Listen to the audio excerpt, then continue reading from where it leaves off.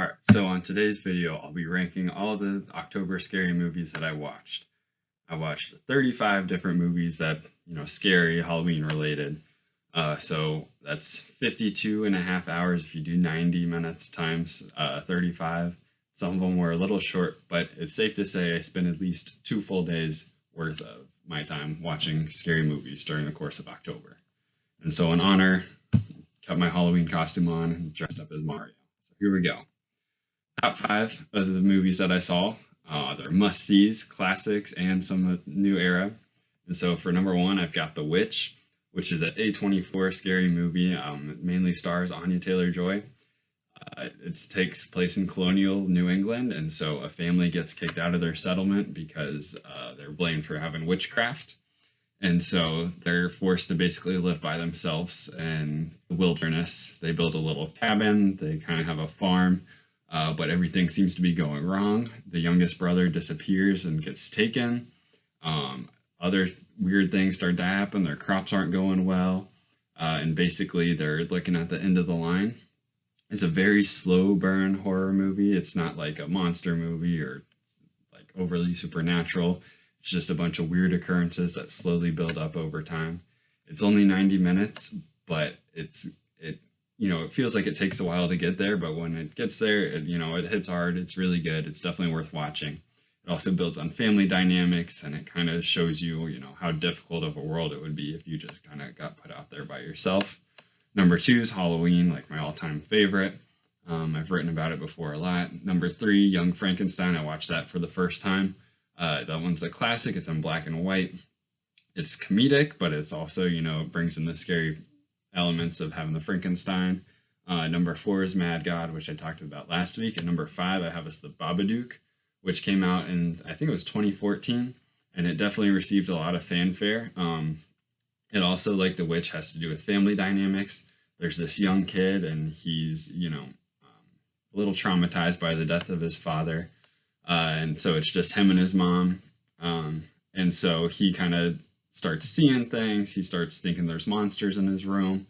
Then they start to read this book called The Babadook, and so he kind of thinks the Babadook's coming to life, and then the mom slowly starts to lose it too and starts to, I guess, kind of believe the Babadook came to life too. But it's really more about the family dynamic. The mom's under a lot of stress. She's not getting a lot of help. She's also not sleeping because the kid's not sleeping, and so she's staying up late. So between the stress, the sleep, and it seems like she's still depressed from the loss of her husband, even though it happened a while back, like right when the kid was born. So it kind of seems like all those things on top of it are really causing the problems for the mom. And so it's kind of one of those things where you're watching a movie and it's like it could be, there could be a real monster, or it could just be, all these different factors on the mom that are causing the issues. So it starts out really scary, like goosebumps, kind of scary, chilling, and then it kind of turns into depressing as you kind of realize, the mom's facing a lot of issues. Next, for the rest of the top 10, I got Terrifier, which I mentioned, and I'm going to talk about the sequel soon. Nosferatu the Vampire, talked about last week. The Exorcist, a classic, which was surprisingly all over the mental health kind of aspect of it and getting real therapy and not just locking people away. And so that was cool to see when watching it. And then I wanted to talk about Smile. I saw that when it came out a few weeks ago, and it's kind of become one of those viral horror movies where it's kind of got its place in pop culture. They had people going to sporting events and just standing there with big creepy smiles in the crowd. It's probably one of the best, if not the best, horror movie that I've seen this year. It's got a whole bunch of jump scares. Again, like I mentioned previously about the Babadook, it's got those chilling moments where you feel the hair stand up on your arms. And then the ending's kind of like harsh and abrupt, and you're like, oh, they're just going to end it that way. And so I think it's definitely a good movie, definitely worth seeing in the theaters. One of the better movies of the year. For next, I've got Host, and so Host came out, and during the pandemic, it definitely took advantage of all the Zoom meetings that were going on. It's about these group of girls. Well, there was one guy, but he kind of left the meeting early. And they have a lady come on, and they're doing a virtual seance. And so the lady who's hosting the seance accidentally or purposely gets kicked out. and then all these scary things start to happen. Again, one of those chilling movies, definitely had goosebumps multiple times. It kind of peters out at the end, but it's only an hour, so it's definitely worth the watch. It was really good, a lot of fun. And it's kind of amazing how effective it can be when it's literally just people's faces on a Zoom screen. So that was pretty cool. Next, I got the top 20, and so the two I wanted to highlight from the top 20 were Terrifier 2. So I went and saw that last week, and it came out a few weeks ago. But like the original, it's overly gory, but in a way that's creative. Like, you might see a bunch of slasher films, and they're kind of all in the same vein. It's kind of like they're going through an assembly line. They kind of get made in the same way. But this is like, we're going to pull out all the stops. We're going to get as creative as we can if someone's dying. And I mean, it works in that way. It doesn't really have much of a plot, which is, a downside. But I think if it's something that you're into, you'll probably enjoy it. One of the stories that I have from going, so I got to the theater and I try to get there late so that the previews are most of the way over, because I go all the time. I don't want to watch them. And I walked into the theater after it was supposed to start, and it was just like pitch black. The lights were off. The screen was like on, but there was nothing on the screen. Everybody was just kind of sitting there, and it was like, okay, this is kind of weird, especially for a movie that's already gotten like a weird reputation as being super dark, spooky, gory, sickening. And so I was like, that's weird. So I went and sat down in my spot.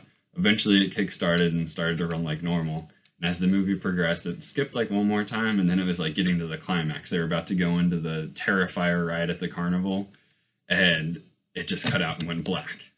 And it stayed black, and the lights didn't come on, and nothing happened, and everyone was just quiet, just kind of waiting in anticipation. It was one of those moments where it's like, okay, this is definitely weird. You're watching a scary movie about people getting killed, and it kind of seems like, something that would fall into the vein of, oh, this will happen in your own scary movie. And so it was kind of unsettling, but I think it held up. Yeah, that's about it. Next, for the Muppets Haunted Mansion. So obviously, kids movie, not really that scary, but I think it was funny for what it was. I mean, again, an hour. It's got a lot of famous cameos in it, a lot of reputable actors. They tell their story, they get through it quick. It's got laughs in it. Probably one of the funnier Halloween movies I watched, and so I think it holds up. It's worth seeing.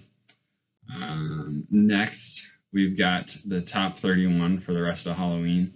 And so the two that I wanted to highlight from here that I hadn't mentioned before is Children of the Corn. And so this is a Stephen King adaptation. And so the premise is that these kids kill all the adults in their town, and then these two other adults come in and they have to be sacrificed. But it's a very, chilling premise. It kind of sets the tone. But it just does a terrible job at executing it. And the main reason it does such a terrible job of executing the premise is because all the child actors suck. And so you've got this scary thing going on, but every time they go to the children, who have to carry a large amount of the load because they're supposed to be the force that's supposed to be scary, and they just can't do it. It's just bad whenever they're on the screen and whenever they're trying to do something. And so it takes a good movie and a good premise, and it kind of throws it down the drain. But that's also kind of just the template for Stephen King books being adapted into movies anyways. They have really good premises in the books, they're really great stories, but either it's just too hard to adapt, or they just do a really bad job of adapting it. And so that kind of led to the downfall of Children of the Corn. If you look at the list, there's a lot of these that are franchise movies or reboots of a franchise. And so as you can see, as they progress with the franchise as it goes on, it kind of thinks, and the production and everything else, the stories kind of go further down. But I mean, at the end of the day, I still love going to see Halloween movies. I still love watching the VHS movies. So take them with a grain of salt. Next, I got The Blob, which is supposed to be like one of the classic horror movies. I didn't realize Steve McQueen started it until I was watching, and they definitely made sure to let you know Steve McQueen was starring in it. They added a couple like car scenes that were completely unnecessary, but if you got Steve McQueen in the movie, you got to have cool car scenes where he's speeding around and doing a whole bunch of things like that. He definitely played the cool guy. He was supposed to be in high school, even though it looked like he was like 35 in the movie. So it was definitely interesting. It looked like it was a giant ball of jelly, and it was strawberry jelly. So I think that was just people trying to put out bad press against strawberry jelly. But strawberry is definitely the superior jelly compared to grape. I'm just going to say it. And the last one I wanted to touch on was number 21. I watched it on Halloween, my last movie of the Spooktober Fest, and it was weird. So the first 30 minutes is one, as it says, one cut, and so it's like a continuous filming, one shot of the scary movie going on, and it's of people making a scary movie, but then it turns into an actual zombie movie. And so it's just terrible. The first 30 minutes is absolutely atrocious. But then after the first 30 minutes ends, they do the credits for the movie, and then it cuts, and it's about the people that were making the really bad zombie movie. And it goes into like the different things that go into making a movie and making a television show. Is it art, or is it just something to put on TV for an hour? And so it was kind of interesting how it went into those kind of different areas, but man, it was hard to make it through those first 30 minutes. I almost turned it off. The last hour is rewarding. It's fun. You kind of see how they make the movie and the reasons why it ended up looking so poorly. But they definitely did not make it easy to make it through those first 30 minutes. And then to finish up, these were the bottom of the barrel. As I mentioned, there's some failed Stephen King adaptations that really just kind of tank. Return to Salem's Lot. It's not even Salem's Lot story. It's kind of like a sequel to Salem's Lot. Salem's Lot was a really great book. I've heard good things about the TV show or miniseries that's like 4 hours long. I haven't had the chance to see that yet. But it was just awful. Mr. Harrigan's Phone was new on Netflix this year, 2022. Terrible story, dragged. Nothing interesting happened. I watched The Convent 2 days ago about these kids that go into a old church, and then everybody kind of turns into these vampire zombies, and it's just terrible. Dracula, also terrible. Not the Nosferatu thing. This is a different one. This is kind of, I don't know, it was a short, like 80-minute movie. They try to bring in Dracula. It's just another terrible story, very old, doesn't hold up well. So yeah, those are my 35 Halloween ranked movies. I definitely recommend any of the first 5 for sure. Definitely The Witch. If you're looking for something really weird and gory and scary, I'd watch Terrifier 2. The original was only 80 minutes, but they upped it to the next level by adding an extra hour. So it's 2 hours and 20 minutes of gore and people getting their heads cut off, getting cut off in different ways. It's gotten a lot of people to walk out of it because it's so controversial for how gory it is. And I definitely say it would stand up to that. While I was watching the movie, there were multiple people that actually got up and left. So, I mean, if you want to watch something super controversial, I'd watch that. Thanks for watching.